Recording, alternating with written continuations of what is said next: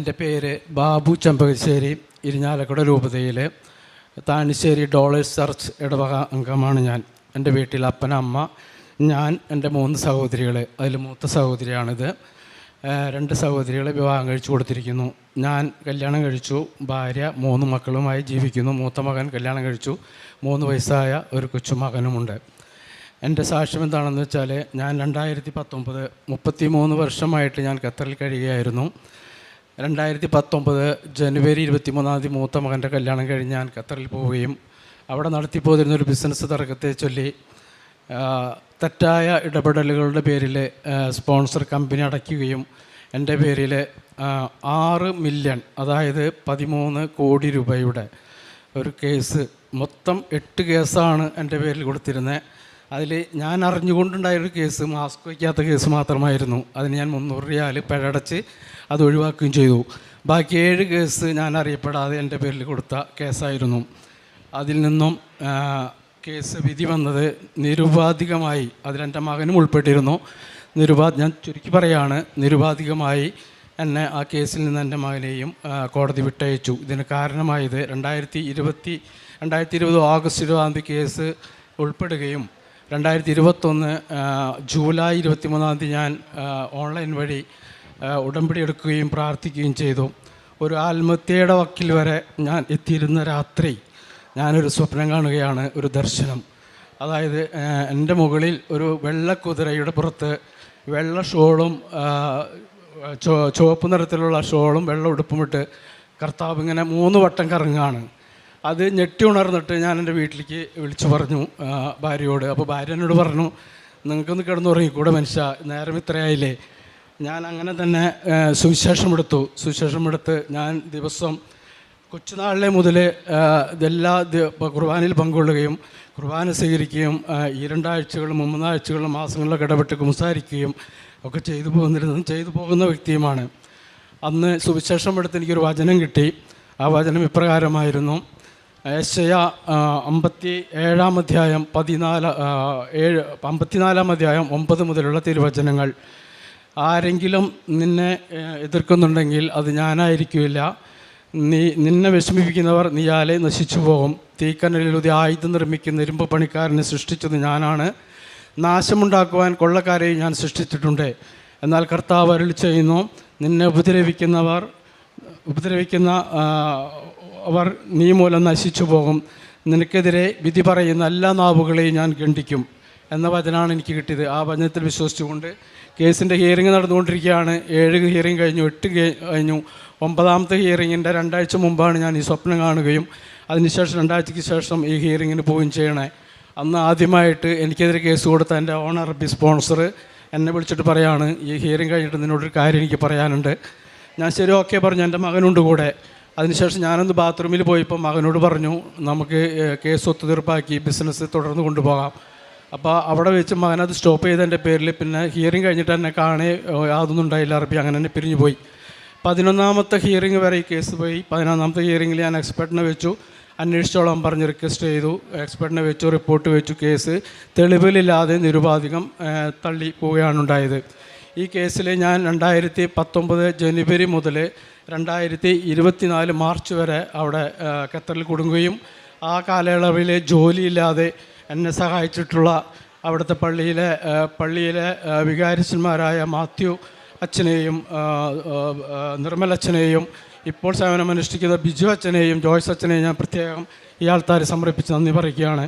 ഇതിനിടയിലുണ്ടായ ഒട്ടനവധി മാതാവിൻ്റെ അനുഗ്രഹം എനിക്കുണ്ടായി എന്ന് പറയുന്നത് ഇവിടെ കഴിഞ്ഞ മാർച്ചിൽ വന്നു. അതിനുശേഷം ഇവിടെ വന്ന് ഉടമ്പടി എടുത്തു. അതിൻ്റെ 3ാമത്തെ ദിവസം ഞാൻ വീട്ടിൽ കിടന്നുറങ്ങുമ്പോൾ എനിക്ക് വലിയൊരു ദർശനമുണ്ടായത്, ഉറക്കത്തിൽ കിടന്ന് മുല്ലപ്പൂവ് എൻ്റെ മൂക്കിലേക്ക് അടിച്ചു കയറാം. മുല്ലപ്പൂവിൻ്റെ മണം ആകെ റൂമിൽ. ഞാൻ അന്നേരം ഭാര്യയെ വിളിച്ചിട്ട് പറഞ്ഞു, നീ ഇവിടെ മുല്ലപ്പൂ കൊണ്ടുവന്നിട്ടുണ്ടോ? അവിടെ നിങ്ങൾക്ക് എന്താ മനുഷ്യൻ, ഞാനൊന്നും കൊണ്ടുവന്നിട്ടില്ല. എനിക്ക് മുല്ലപ്പൂവിൻ്റെ ഭയങ്കര മണം മാതാവ് എന്നിൽ വന്നിട്ടുണ്ടായിരുന്നു. അപ്പോൾ തന്നെ അവിടെ വികാരി പള്ളി അച്ഛനെ വിളിച്ച് പറഞ്ഞു, ബാബയുടെ ദർശനം ഉണ്ടായിരിക്കണത്, ബാബയുടെ പ്രാർത്ഥിച്ചോ എന്ന് പറഞ്ഞു. എൻ്റെ പേര് എൽസിയാണ്. ഞാൻ ബാബുവിൻ്റെ മൂത്ത സഹോദരിയാണ്. ഇരിഞ്ഞാലക്കുട രൂപതയിലെ താണിശ്ശേരി ഇടവകയിലെ ഡോളേഴ്സ് ഇടവകയിൽ നിന്നാണ് ഞാൻ വരുന്നത്. ഞാൻ ഉടമ്പടി എടുക്കാനുണ്ടായ പ്രധാനപ്പെട്ട കാരണം ഇവൻ കേസിൻ്റെ കാര്യങ്ങളൊക്കെ പറഞ്ഞില്ല. അപ്പോൾ 2023 ജനുവരിയിലാണ് ഇവൻ്റെ കേസ് തീരുന്നത്. പക്ഷേ നിരുപാധികം വിട്ടയച്ചെങ്കിലും ഒരു 10 ലക്ഷം രൂപ ഇവനവിടെ കെട്ടിവെക്കേണ്ടതുണ്ടായിരുന്നു.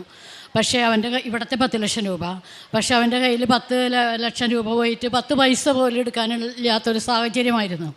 അപ്പോൾ അത് അവിടുത്തെ പള്ളിയും അവിടുത്തെ മലയാളികളൊക്കെ ആയിട്ട് അത് ഇടപെട്ട് അവനത് കൊടുക്കാൻ സാധിക്കണമെന്നതും, പിന്നീട് നാട്ടിൽ വന്ന് ഇവൻ്റെ സ്ഥലം ജപ്തിയിലാണ് കിടക്കുന്നത്. അപ്പോൾ അത് ജപ്തി നടപടി അടുത്തുകൊണ്ടിരിക്കുകയായിരുന്നു. ജൂലൈ മാസത്തോടു കൂടി അത് നടക്കും, കഴിഞ്ഞ 24 ജൂലൈയിൽ നടക്കും എന്നുള്ള ഒരു തീരുമാനത്തിലായിരുന്നു.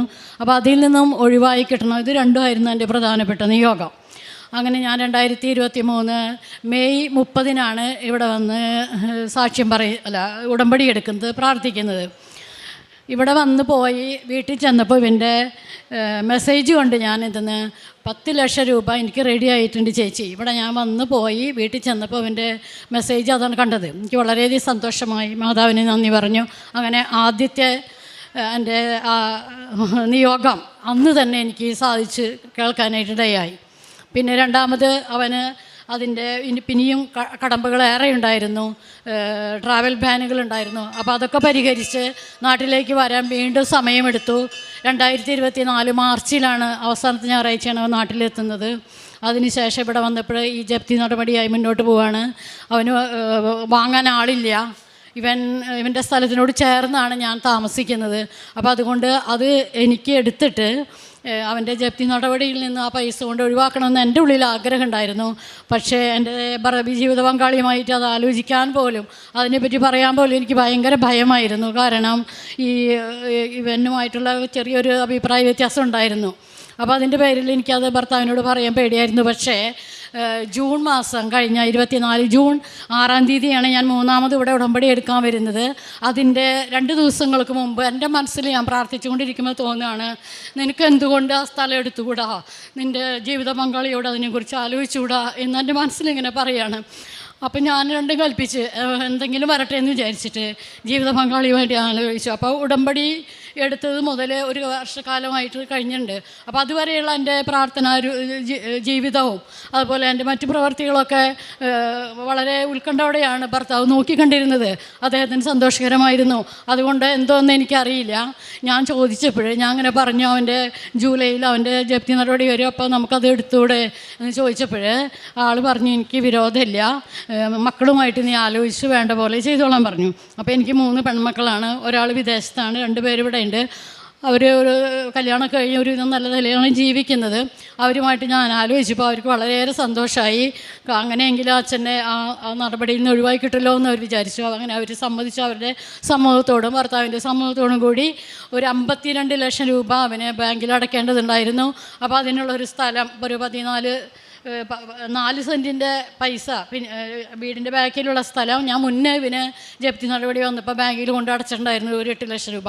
ബാക്കി 52 കഴിച്ച് ബാക്കിയുള്ള സ്ഥലം 10 സെൻറ്റ് സ്ഥലം ഞാൻ 4 ലക്ഷം രൂപ സെൻറ്റിന് കൊടുത്ത് അവൻ്റെ കയ്യിൽ നിന്ന് വാങ്ങി.